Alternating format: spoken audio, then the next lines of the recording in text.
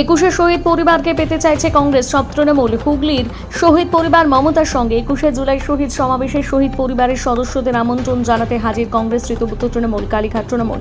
শহীদদের দাদা রাস্তা মমতাতেই। 1993 সালে 21শে জুলাই যুব কংগ্রেসের ডাকে মমতা বন্দ্যোপাধ্যায়ের নেতৃত্বে রাইটার্স অভিযানে পুলিশের গুলিতে মৃত্যু হয়েছিল 13 জন কংগ্রেস কর্মীর। সেই 13 জনের মধ্যে একজন ছিলেন হুগলির সাহাগঞ্জের অসীম দাস। অসীমের পরিবার প্রতি বছর 21শে জুলাই তৃণমূল কংগ্রেসের শহীদ সমাবেশে উপস্থিত হতেন। এবার রাজ্যে পালাবদলের পর পরিস্থিতি বদল হয়েছে। তৃণমূল কংগ্রেস ভেঙে টুকরো টুকরো হয়েছে। কালীঘাট তৃণমূল, ঋতুব্রত তৃণমূল, এনসিপিআই তৃণমূল প্রত্যেকেই 21শে জুলাই শহীদ দিবস পালন করবে। পাশাপাশি জাতীয় কংগ্রেসের পক্ষ থেকে বড় কর্মসূচিও নেওয়া হয়েছে। তাই সেদিন যারা শহীদ হয়েছিলেন তাদের পরিবারকে আমন্ত্রণ জানাতে পৌঁছে যাচ্ছেন বিভিন্ন দলের নেতারা।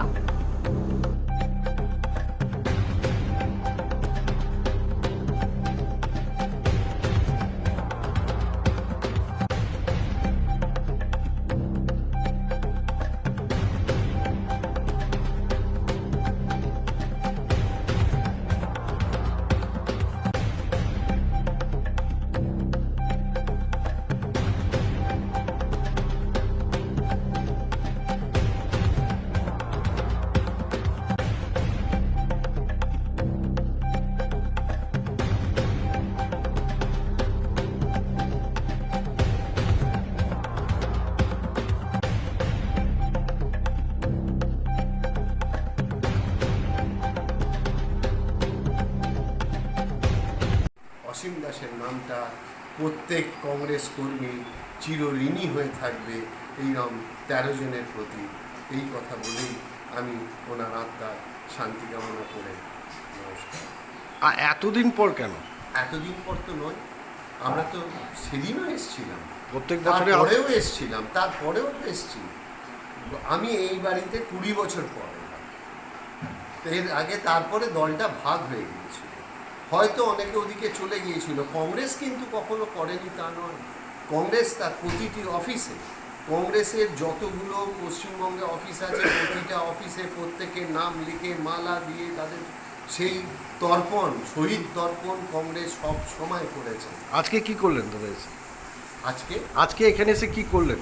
আজকে এসে এদেরকে আর একবার আমি ওনার পরিবারের সবাইকে বললাম যে শহীদ মঞ্চে যদি আপনারা আসেন, শহীদ তর্পণের মঞ্চে আমি সেই চিঠি নিয়ে এসেছি, সেই চিঠি দিলাম যে আপনারা যদি যান আমরা ব্যবস্থা করে নিয়ে যাব এবং পৌঁছেও দেবো তাদের সেখানে, যাতে তারা উপস্থিত থাকতে পারেন সেই ব্যবস্থা করতে আমি এবং আমার জেলা কংগ্রেসের সভাপতি সুব্রত দুজনেই এসেছি।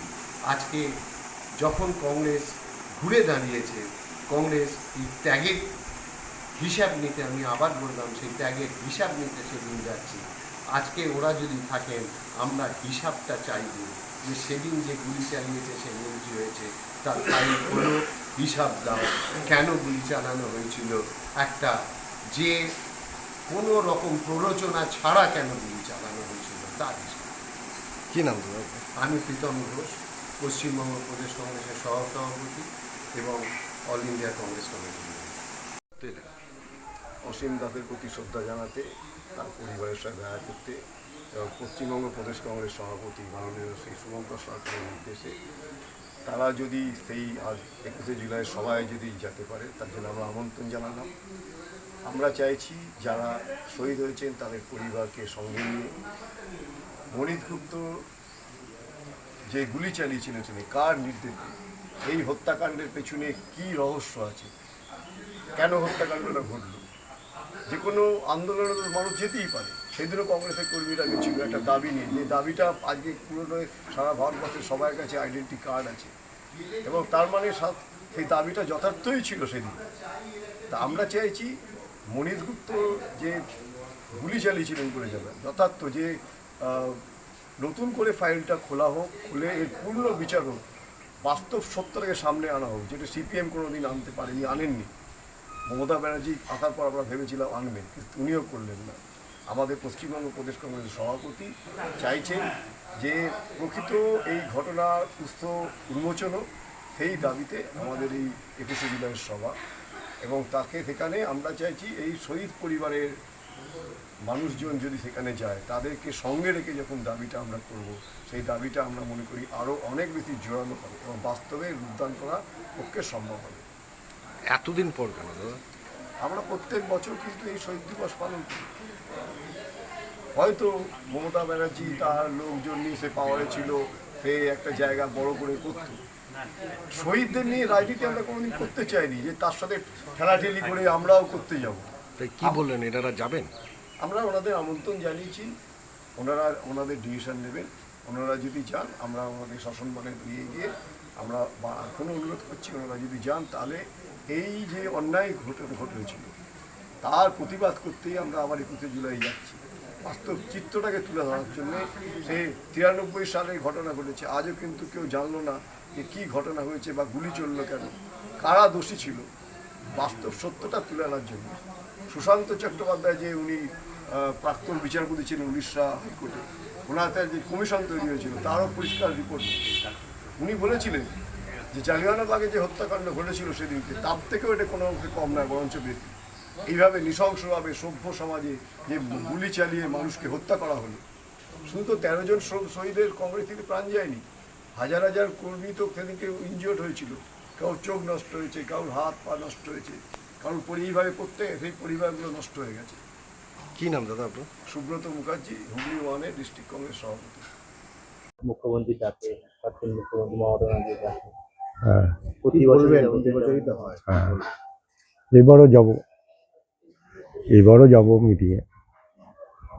আপনার তো শরীরটাও খারাপ। হ্যাঁ, শরীর খারাপ, দেখছি শরীরটা যদি ঠিক হয়ে যায় আমরা যাব।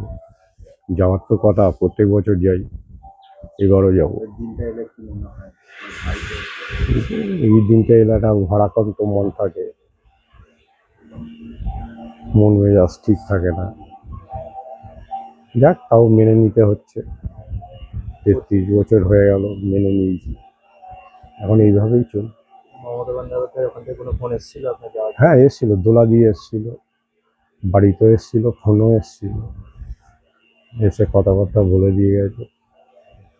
এবারে তো পরিস্থিতি অন্যরকম আছে, দল হেরে গেছে, রাজ্যে ক্ষমতায় নেই। হ্যাঁ হ্যাঁ 15 বছর পর হ্যাঁ। এবারই প্রথম হচ্ছে যেটা, এখানে দল ক্ষমতায় নেই। হ্যাঁ কি বলবেন, মানে এখন আবার দলের মধ্যে একটা বিভাজন হচ্ছে। হ্যাঁ, দল ক্ষমতা নেই, যে কোনো দল আজ ক্ষমতায় আছে, কালকে নাও থাকতে পারে, কিন্তু এই বিভাজনটা আমরা ঠিক মেনে নিতে পারছি না। কারণ মমতা ব্যানার্জিকে ছেড়ে দিয়ে আলাদাভাবে এমএলএগুলো আলাদা একটা টিম করা, আলাদা, এইগুলো আমরা মেনে নিতে পারছি না, যার জন্য সব কিছু তাকে এখন চিনছি না। এই আবার কি, আপনারা মমতা বন্দ্যোপাধ্যায়কেই হ্যাঁ আমরা শ্রদ্ধাও করি। আর মমতা ব্যানার্জি 33 বছর প্রতিনিয়ত আমাদের পরিবারকে খবর নিয়েছে, শুধু আমাকে বলে নয়, সমস্ত শহীদ পরিবারদেরই। আমার তো মনে হয় আমাদের যেইভাবে খবর নিয়েছে তাদেরও সেইভাবে খবর নিয়েছে। আপনি একা যাবেন না মার সঙ্গে যাবেন? না, মা দেখলেন তো, 84 বছর বয়স, আর সম্ভব? মা একবারই গেছিল, আমরাই আবার যাব। মমতা বন্দ্যোপাধ্যায়ের সাথেই থাকবেন? হ্যাঁ, যত প্রতিকূল অবস্থা থাকুক ওনার সঙ্গ আমরা ছাড়বো না, হাজার চেষ্টা করলো। আপনার নাম? আমার নাম শিবদাস। শহীদদের বাড়ি এলেন, আমি বললাম যে পরিস্থিতিটা, ওনারা জ্বর, তাও দেখা করেছেন শিবুদা, আমি বলেছি তো দেখা করেছি, বলেছেন ভাবছি, দেখছি, ঠিক আছে। তো যারা শহীদ পরিবারের বাড়িতে এসেছি বিষয়টা বলেছি যে আজকে সামগ্রিক পরিস্থিতি নিয়ে বলা হয়েছে যে আমরা কর্পোরেট তৃণমূলের বিরুদ্ধে, তো ওনাকে বলা হয়েছে, বাকিটা উনি ভেবে বলবেন। আপনারা কি সব শহীদ পরিবারের হুগলি জেলায় যা যা শহীদ পরিবারের সরকারি বাড়ি যাচ্ছে? হুগলি জেলায় তো একজনই আছে। ওনার বাড়িতে এসছে। আপনারা কি আলাদাভাবে শহীদ মিনার করবেন ওখানে? এসব তো করা হচ্ছে, সব ব্যবস্থা হচ্ছে। আলাদাভাবে হবে? হুম। ঠিক আছে।